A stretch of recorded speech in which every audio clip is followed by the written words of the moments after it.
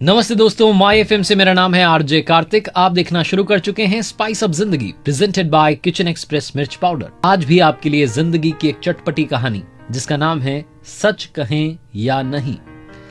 निकिता पिछले 10 दिनों से बहुत ज्यादा उलझन में थी।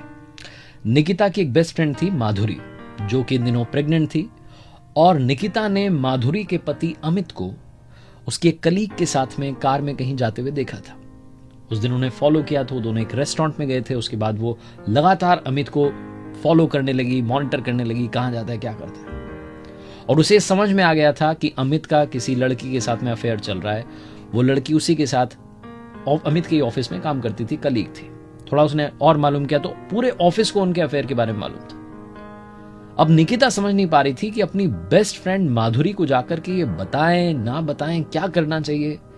बीच में 1-2 बार उसके घर पर भी गई, लेकिन जब भी माधुरी के पास जाती थी माधुरी हमेशा अमित की तारीफ करती थी कि बहुत अच्छा है, बहुत ख्याल रखते हैं मेरा, ये वो बहुत सारी बातें। तो कभी भी निकिता के मन में वो हिम्मत नहीं आ पाई कि माधुरी को बता दें कि तुम्हारा पति इस वक्त चीट कर रहा है।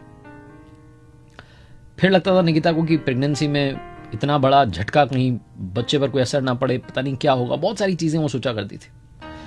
इसी उधेड़ बुन में एक दिन उसने अपने पति से डिस्कस किया, अतुल से, कि क्या करना चाहिए।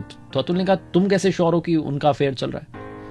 तो निकिता ने बोला कि मैंने देखा था उन्हें कार में किस करते हुए, और वो होटल में जाते हैं, रूम बुक करते हैं, वो पता नहीं, बहुत सारी बातें हो रही। तो अतुल ने कहा कि तुम क्यों बीच में टांग अड़ा रही हो किसी और के मामले में।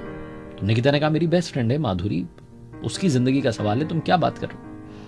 अतुल ने कहा तुम ज्यादा टांग अड़ाओगी, हो सकता है तुम्हें कह दिया जाए माइंड योर ओन बिजनेस, क्या कर रही हो।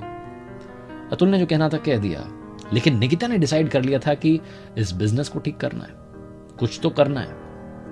अगले दिन फिर से उसने अमित की कार को फॉलो किया। अमित और उसकी जो कलीग थी, जो लड़की थी, एक कैफे में गए।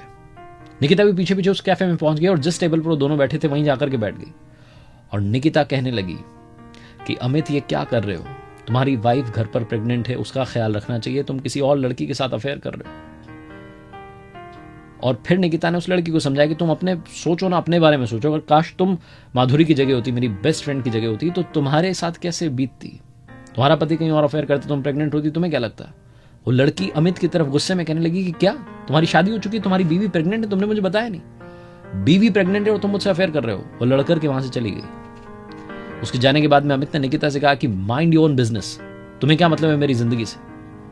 निकिता ने कहा कि मैं अपना ही बिजनेस माइंड कर रही हूं, ये मेरा ही बिजनेस है कि मुझे अपनी बेस्ट फ्रेंड का ख्याल रखना है। माधुरी की प्रेगनेंसी सब कुछ सही से रहे, तुम दोनों के रिश्ते में दरार ना है। मैं चाहती तो माधुरी को जाकर के बोल सकती थी, लेकिन नहीं, मैं नहीं चाहती कि माधुरी के विश्वास में कहीं कोई कमी आए, इसलिए तुम्हें यहां समझाने के लिए आई हूं। मुझे जो कहना था मैंने आज तुमसे कह दिया। अमित की आंखें शर्म से झुक गई, उसे सारी बात समझ में आ गई। छोटी सी कहानी के आखिरी में एक छोटा सा सवाल, जो मैंने इस कहानी का टाइटल भी आपको बताया कि सच कहें या नहीं। सच कहना चाहिए या नहीं कहना चाहिए, अगर कहा जाए तो किस तरीके से कहा जाए, कमेंट बॉक्स में अपनी बात जरूर रखिएगा। प्रेजेंटेड बाय किचन एक्सप्रेस मिर्च पाउडर, और सुनते रहिए माय एफएम। चलो आज कुछ अच्छा सुनते हैं।